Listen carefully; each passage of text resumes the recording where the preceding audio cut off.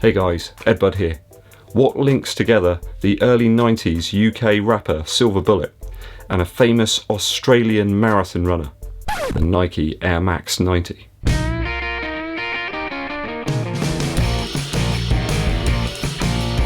What I want to do today is look at then and now, a shoe from 30 years back and what we've got now, compare the two together. Just a note here guys, I do count this as a running shoe. It was designed as a running shoe. It might be not classified as one right now, but certainly back in the day it was. It's been worn by a whole host of very famous athletes worldwide. I was really interested to try and grab a pair of these when Nike dropped them as a reissue. This is actually classed as the Air Max 3, and looking at the specs, there's a couple of little differences that separate it from the casual shoe that everybody seems to still love now, 30 years later. This is the Radiant Red version. Although some people call it infrared, apparently there is a very small difference, but I can't see it. On Nike's sneakers app, they do specifically state that there is air obviously in the heel, but there is an encapsulated forefoot air unit as well. The Air Max 3 was always a shoe that I really hankered for when I was a young man, or a young boy. When I was young, basically, which was a fair while ago. Though it has to be considered that this was a really sought after running shoe. I mean, this is one heavy shoe. In my UK size 11, this one comes in at 469 grams. That's 1 pound 0.6 ounces. There's a lot of weight there. It's about 200 grams heavier than the Alphafly in my size. But there are some staple design features that have not disappeared from Nike's running shoe lineup over 30 years. Let's take a look at the upper first. My arm's starting to get tired already. We rarely see such tooling on running shoes these days. There's a leather piece here. Looks kind of like a bit of a mud guard, I suppose. We've got suede sections. There's two different parts, the swoosh and the piece that wraps around the toe box. And that mesh material up front here, it's just so 90s, it's unbelievable. I think we're so used to plastic mesh materials used in the upper now that this just seems bizarre that someone might even wear it as a running shoe. But actually on foot, the flexibility is really welcome. It does feel really plush. Interesting to see a sort of more hard rain material in the leather there, acting as the mud guard. Actually provides a little bit of stability around the sides of the shoe as well. I've got to point out, I'm not going to go running any serious distance in this one. I'm just not sure I'm cut out for it. Or the shoe is now, for that matter. So those materials, things we just don't see nowadays. We do though see these extra eyelets around the sides on the upper. And up here around the opening of the shoe as well. Obviously intended for a runner's knot up here. Obviously the Adidas Adizero Adios Pro has featured a multitude of lacing options recently, but it does seem to be something that's drifted away from Nike's running shoe lineup. Actually, upper fit's been one of the main issues I've had with the recent Nike running shoes. I would suggest there's Father Christmas levels of padding here in the heel collar and in the tongue as well. Really is quite considerable. And that Nike Air medallion logo on the back of the shoe almost creates a bit more structure in the heel, and there's quite a considerable heel counter in there too. Midsole wise, it's definitely no Zoom X. I mean, that rear exposed airbag there is just iconic, isn't it? I can remember being at school and there was an older guy and he had a pair of Air Max. I don't know how he used to get away with wearing them at school. I used to have some cheaper Nikes, some black ones, and they used to get scuffed and pretty damaged from playing football. But this guy always had super fresh Air Max 90s on. I don't know how he did it. If I recall, they were blue.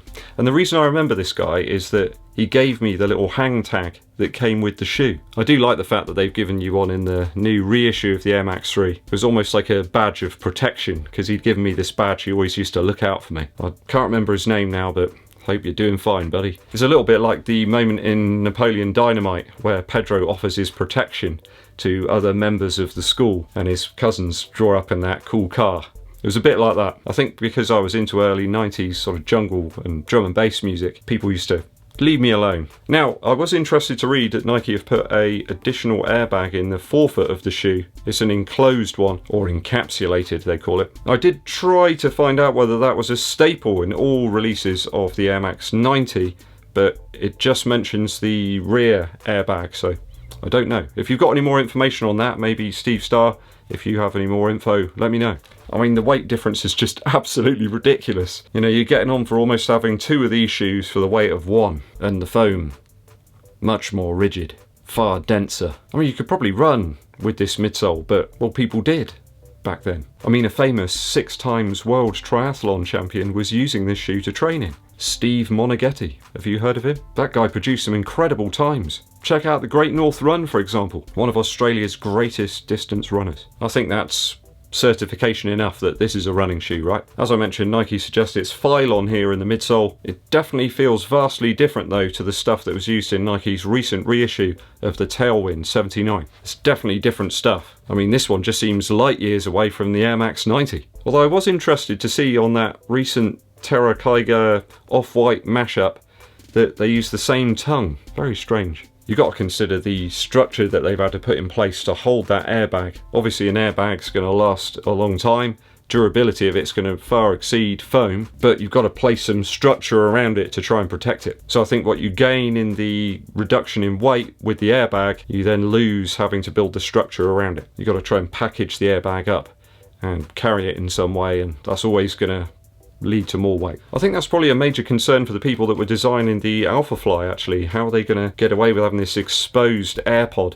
And we have seen numerous people bursting that AirPod, even on their first run. I mean, how do you still provide the great grip in the Alphafly and the tempo next percent, but also protect those AirPods from potential pointy punctures? Did that in one. I mean, the area around here is quite considerable. It's really rigid and firm. There's so many different air sole, air units that they've produced over the years that just seem to get bigger and bigger. And now they've got smaller, but they've incorporated them just into specific sections of the shoe. Turning to the outsole now.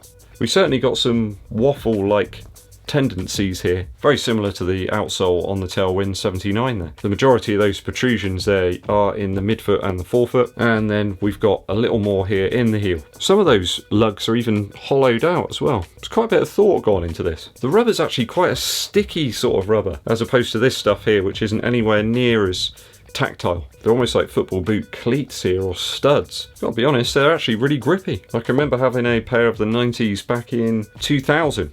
So 20 years ago. I can remember them lasting ages. The outsole rubber was actually very durable. So I mean, comparing this up against a more modern shoe, the differences are actually very striking. Certainly the weight is the biggest thing. It's quite enlightening to see the development and advancement of running shoes, how far it's come in 30 years. Maybe with the forthcoming Vomero 15 and that ZoomX Invincible as well, we're returning to a more padded heel collar and tongue. Weight only seems to be going one way at the moment with Nike shoes, aside from their top line racing options. They're all getting heavier, year on year actually, for the last couple of years. We're seeing more shoes with enveloped or encased air in the forefoot, and then substituting out that more dense, thicker React foam for ZoomX in the heel. Just goes to show that those Zoom Air units really aren't anything new. They've been around for a long time. We're just using them in a slightly different way. New implementations of old technology. I mean, this is Nike's top line marathon shoe, no doubt at all. Perhaps some people prefer the next percent, but to me it all echoes back to 30 or 40 years ago with the Tailwind 79 and the Air Max 3. Same running shoe technologies, just different aesthetics. Not sure I'll be running any marathons in this one though. Some of the more experienced runners out there, do you ever remember using the Air Max line for running? Its original intended purpose. I bet there's lots of you out there. I certainly used to run in my pair like 20 years ago. They worked really well for me. In fact, I think that shoe lasted for ages. It lasted at least a year or so. I mean, that big air unit was never going to wear out. Could I run in the more modern Nike shoes now and make them last that period of time? I don't think I could. Let me know if this one's ever been in your running rotation down in the comments. I did particularly like the fact they included this little booklet in with the reissue of the Air Max 3. Look at those shorts. I really want a pair of those. I'm sure my dad used to have a tracksuit like that. Musical interlude time now. I think round about 89 or 90 I was listening to Silver Bullet quite a lot, a UK rapper. I think it was 91 I got a copy of Bring Down the Walls No Limit Squad Returns. They had some great tunes on there. 20 Seconds to Comply was my favourite. Not entirely sure how I managed to get hold of that album. I'm pretty sure it was before they used to put parental advisory stickers on albums. I think it might have been Acorn Records actually. I got hold of that copy. The thing I loved about 20 Seconds to Comply was the really fast tempo. It was getting towards drum and bass jungle type tempo speeds. Really fast break beats, and the delivery was really fast too from Silver Bullet. Now, I do remember seeing Silver Bullet in a picture somewhere in London there wearing his Air Max 90s as well. Very cool picture. I used to get Hip Hop Connection magazine every single month. That was in the days when you could buy it in Happy Shopper. Whatever happened to Happy Shopper? If you're not in the UK, you'll have absolutely no idea what I'm talking about, but yeah, I remember many times going to Happy Shopper and leaving a happy customer. So if you're into that very early UK hip hop before it became very commercialised, go and check out Silver Bullet and his album Bring Down the Walls, No Limit Squad Returns. Not sure it's the most Christmassy album that you can listen to right now, but some people will really enjoy it. And if you want to do some fast-paced tempo work, then that's the album for you. Thanks for tuning in, guys, and sticking with me to the very end. Hope you've enjoyed this video. Something a little bit different. A lot of people might complain and say, oh, it's not a running shoe. Well, it very clearly is a running shoe. I mean, if it's good enough for Steve Monaghetti, then it's good enough for me. I'm pretty sure that he actually won that Great North Run in just over an hour, back in 1990 as well.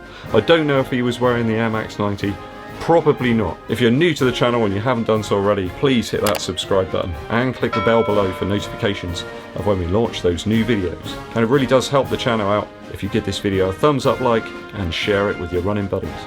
My name's EDDBUD and I'll be seeing you.